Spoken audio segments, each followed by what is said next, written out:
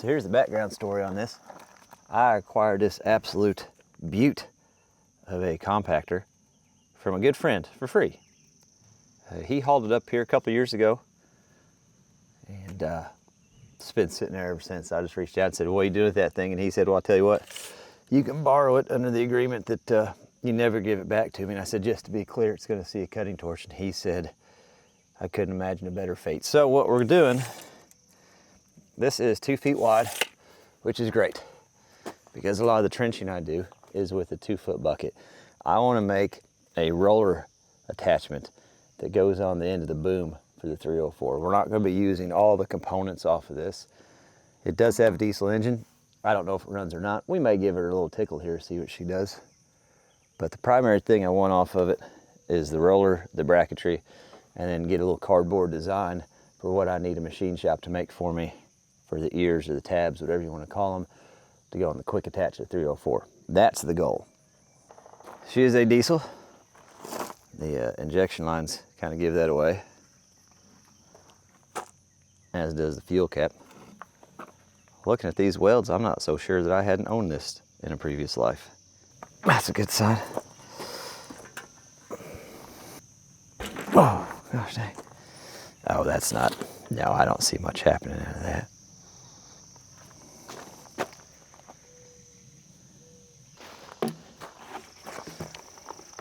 Let's see.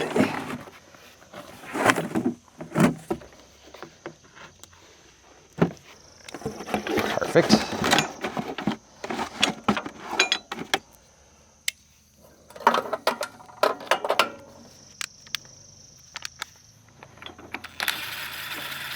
See what comes out of the same water.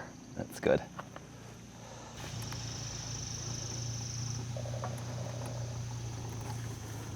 That's what you like to see.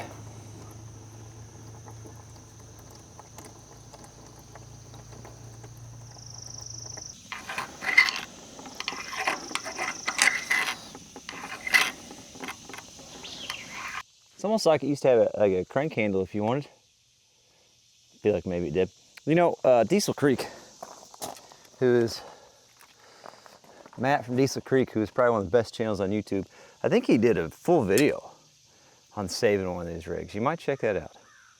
He actually knows what he's doing. I'm just bored on a Friday. You know what I mean? There's a thing in there. Oh, okay. That's what would okay, hold on. I bet I can make something to go in there. I need a piece of pipe the right diameter.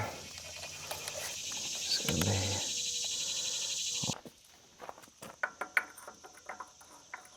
Oh, she's a beaut.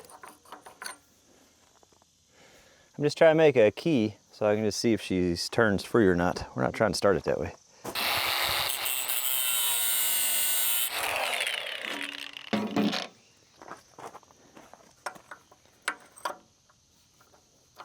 Oh yes. We'll grab a pipe wrench and we'll see if she's free. See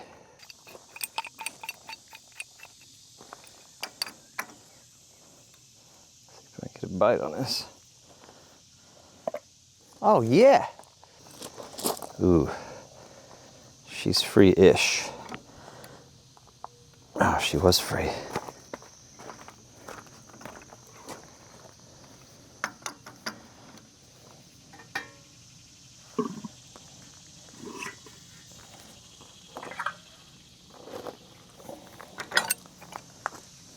Uh-oh, where's that coming from?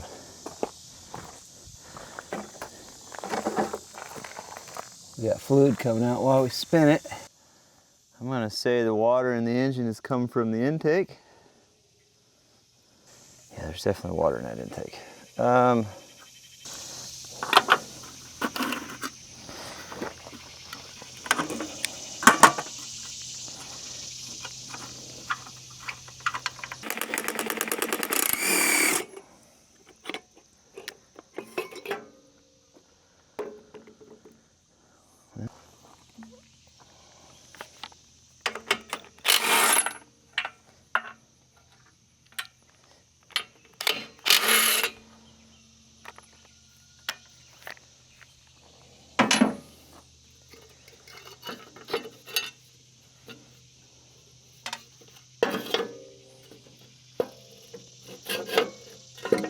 Oh, sorry guys.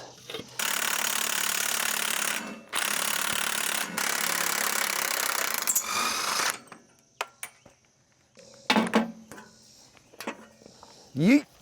I can't be using that anymore anyway. Oh, the room for activities now. Oh yeah, that's not good. Well, looks like we were getting water seeping through the intake over the years.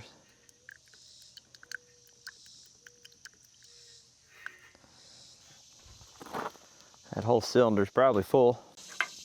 Well, let's just start taking her apart on this end. See if we can't get her dried out.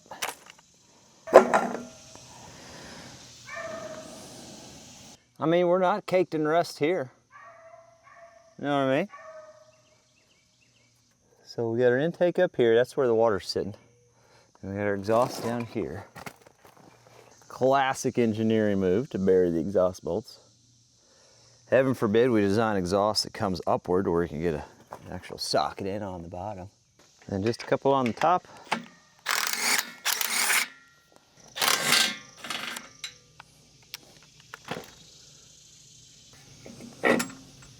Dang. Well, let me take this intake bracket off the rest of the way.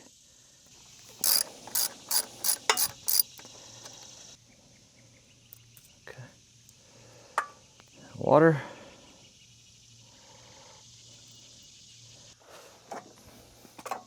Let's go ahead and just pull this head off. Why not? Get this injector line free. We'll leave the injector in if we can.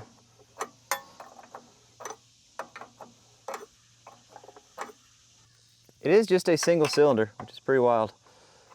This is the pump end, obviously. Just take that whole line off, get it out of the way. One bracket that holds the injection line. 10 mil.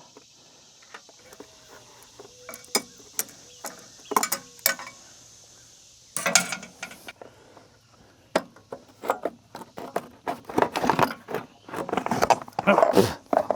Great. Okay.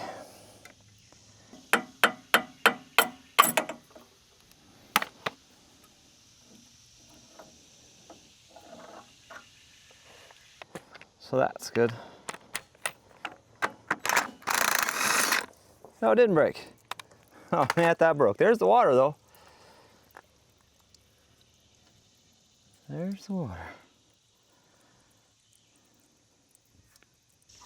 Bill came up for a second to chat, and all the water ran out of this thing. I'm tempted to just snug it back down, but I kind of want to see what the cylinder wall looks like, so I've got 2 more. I thought I broke that one, but thank goodness. Thank goodness we did not.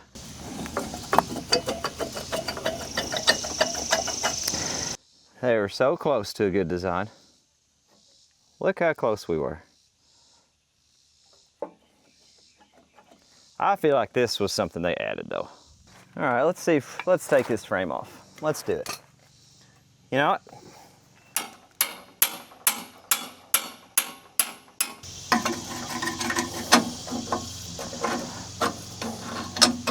You want to see how to break a socket?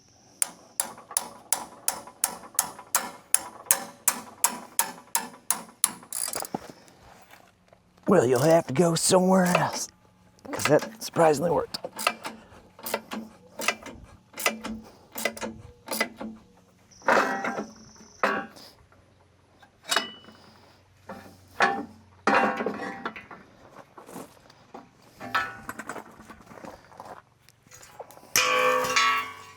Okay, now we'll take you all the way off.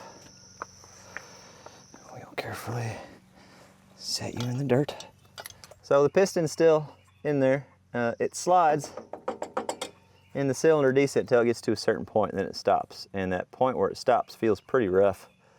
So I mean, I'm not a betting man, and I don't know anything about this. But if I had to guess, I'd say it's stopping where it gets to this rough part. I own 1 ball hone. The odds that it's the right size, and oh gosh, sorry about that, fellas.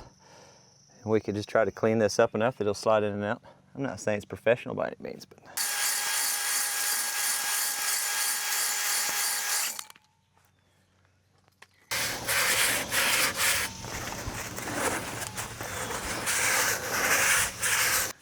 My God, that is progress. Let's do it again. I'm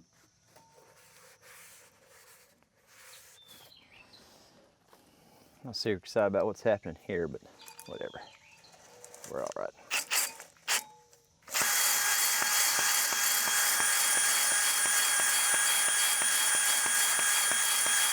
You want to fire people up in the comments, use a ball hone. Doesn't matter what speed you do it, what your crosshatch looks like. Nobody cares. They just want to tell you you're doing it wrong. And you know what? We probably are, but here's a fella who doesn't, not concerned. This is my concerned face. Let's coat that with some oil.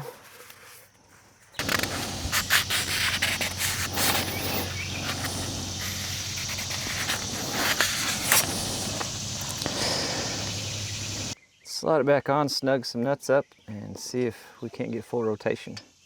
If it's not that, then it's on the crank end. And I don't know why I'm putting so much time into this right now. I think I'm just enjoying the challenge. Just snug them down with this.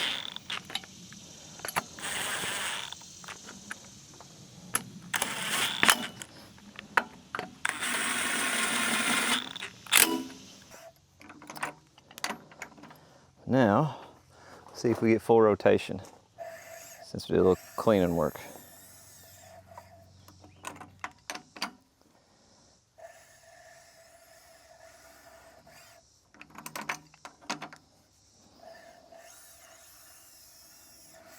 Oh yeah, we are getting full rotation.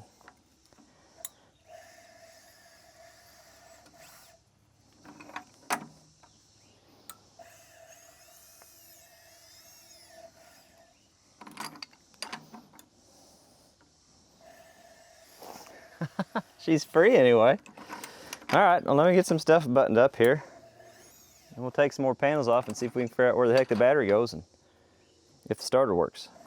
We'll see if we can get this panel popped off. Got the top bolts out already. And looks like there's 1, 2. I don't even know if that goes to it. I think just 2 bolts on the bottom. Hood.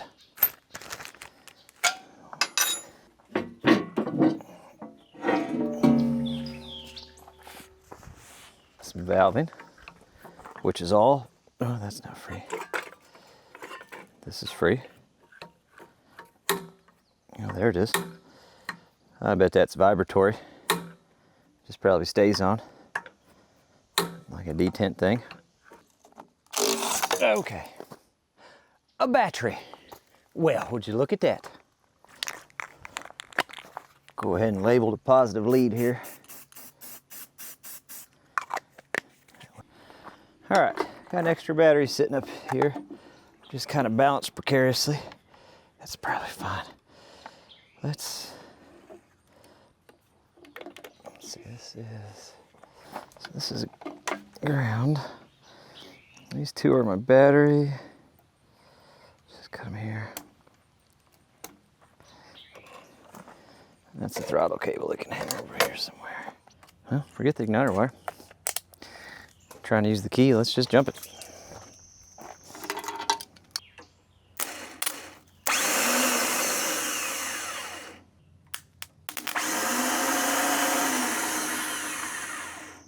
Starter spins over, but battery's disconnected, by the way.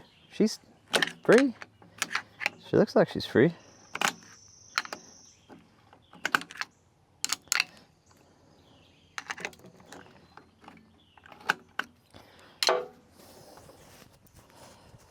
Let's hook it back up and give it a quick spin and watch it and see what it does. So it's a new day. We just got back from campout number 1, getting ready to leave on campout number 2 tomorrow. So starter spinning up fine. We haven't tried to engage solenoid and see if we can get that Bendix to jump out. It looks like it's free. So we'll see.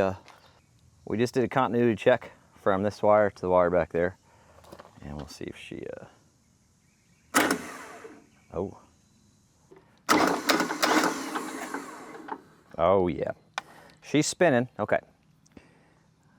Let me, she's turning, that's exciting. By the starter, this is a little wonky, the whole thing's not great. Let's put some decent oil on this thing. Then we'll put a little diesel in there, loosen up, well, we don't have an injector on there right now, and see if we can get some diesel to crank out this injector. Leave her crank for a little bit, And you guys are gonna have a better view than I am here, but hopefully we see some diesel come out of this thing. Now Mike said this thing ran when they parked it down there. Of course, we've all heard the ran when parked story, but I think I've seen videos of this thing running, so I do believe it. She's just been sitting for a couple years, that's all.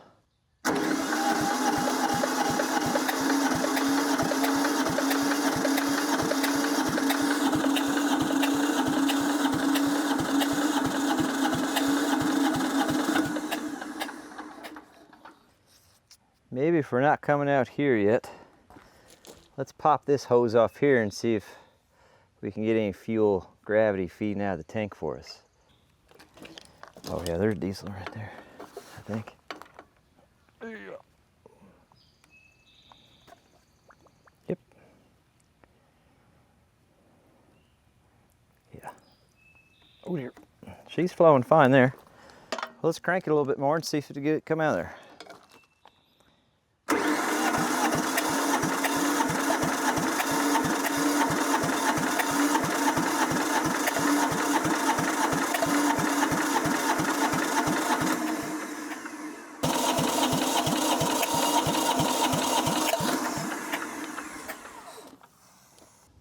No fuel coming out of the pump. Interesting. I don't know how that works 100%. I reckon we could pop it off real quick and look at it. See if there's just something obvious happening there.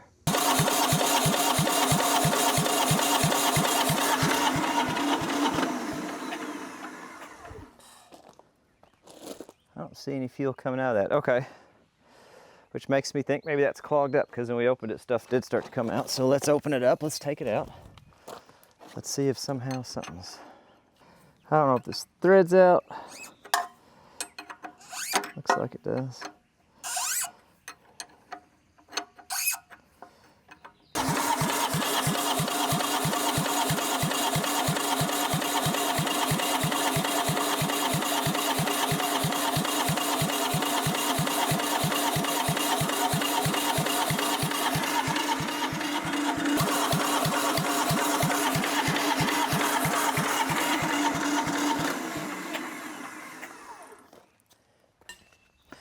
Now, I'm not a mechanic by any means. I don't know a tremendous amount about this stuff, but I do know that your O-rings probably shouldn't look like that. So,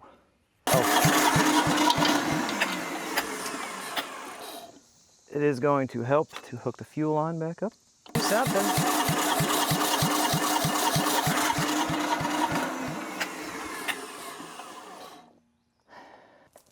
Something going on with that fuel pump there. It's just not, it's not doing what it's supposed to do. And that's okay, we can dig into it a little bit more. I'll probably reach out to Area Diesel Service and see if they got any tips or tricks or something that I'm missing and need to investigate.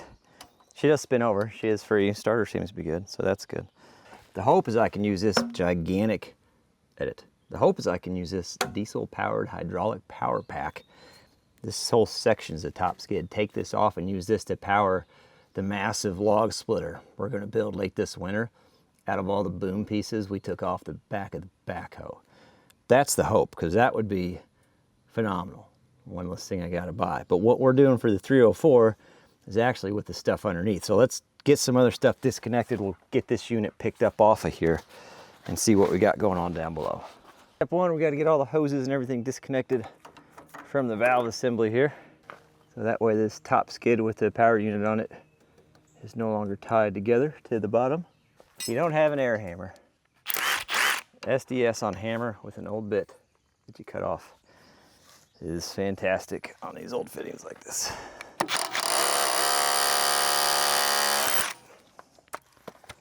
Breaks them all loose, one-handed.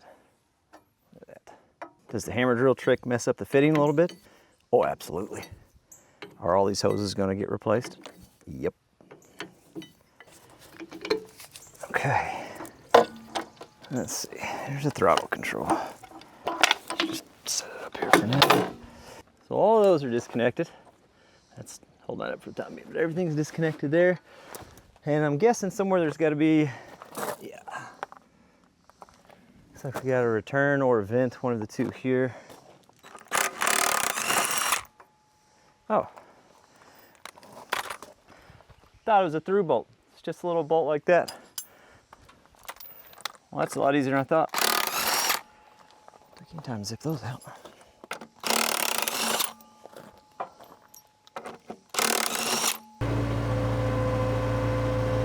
There's a hose right in the way. I think I can. There we go.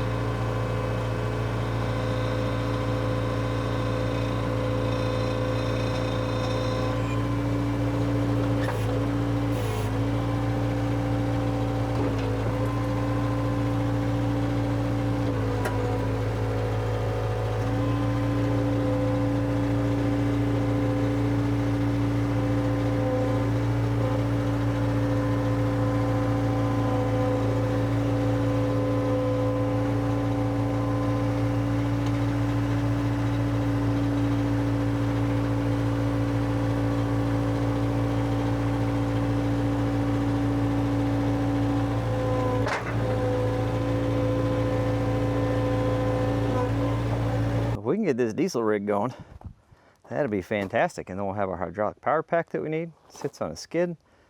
Love it. This is what we're after for the 304. So basically what I'm just gonna do, so here's what we're thinking. Now, I was kind of hoping to fire it up and run so I can see for myself, but I'm pretty sure this center section is the vibratory feature. And then I think each drum has its own drive motor. Now, I don't need a drive motor in the drum, but a vibratory feature on that would be pretty sweet. We've got these bushings here. I think just gravity was holding this whole thing together. There's just a bolt that goes on each end. There's not a through bolt. And almost every single one of these bushings is ripped. I think she's just kind of held together, holding out, riding around on this rig here maybe. With the help from some hoses. There wasn't much holding her on anymore. But what I'd like to do, track down 4 of those, steel plate, and then ears and pins where I can hook this onto the 304 and have a vibratory 24-inch roller. I got a 24-inch bucket. We'll be rebuilding that soon too. How cool would it be to hook the hoses I need, which should be these 2 there, hook the hoses I need up to the thumb feature on that 304 and have a vibratory roller. And I don't know what kind of flow that has, and it might not be enough. So that's going to be an experiment all in its own. But I think it's worth trying. I think it'd be a pretty handy attachment. Either way, just having the roller would be absolutely fantastic. That by itself would be excellent. I got no qualms about just having that without the vibratory feature. And I think I'm just going to take that, a bucket, down to the machine shop, place my metal order for all 3 projects we're working on right now, and just have them go ahead and fab up the bucket ears with the pins in. That way that's all ready to go. And we just have a bolt-in operation on this side. If it's your first Captain Kleeman video, welcome to a fella that just thrives off of the built not bought mantra. You know, the whole thing people talk about. Hey, you've been with us for a while. Did you see this one coming?